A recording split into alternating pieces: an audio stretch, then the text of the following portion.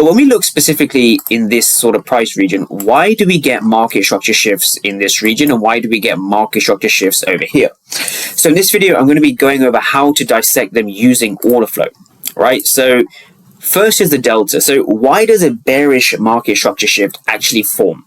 So strong buying activity, no reward, results in a bearish market structure shift, right?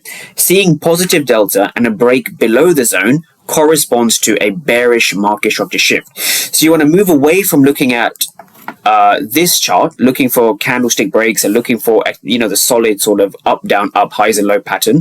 And you want to understand what's going on internally inside of your fair value gaps, right? That is the sort of the new way to do it going into 2026.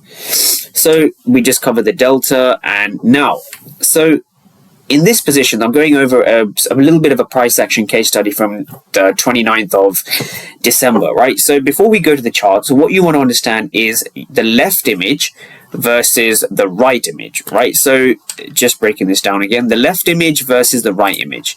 What we can see here is a lot of blue delta inside of the zone. So here we can see a lot of blue delta. Here we can see a lot of blue delta as well inside of the key level.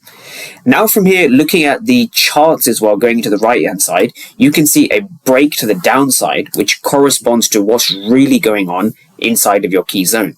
So I've been through this a ton of times, but what you're trying to understand is who is aggressive and who is passive. So I'm going to be, hopefully in this slide, you're going to understand what I mean by that. When you see a lot of blue delta, what this refers to, so if we take this price action over here, 26 for 317. Now, when you see 26 for 317, that refers to there being more aggressive buyers than aggressive sellers, right?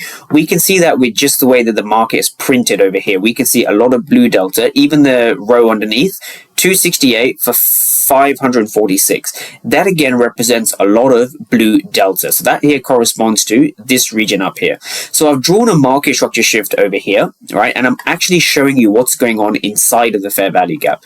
So here we can see a lot of blue delta again, which corresponds to buying activity.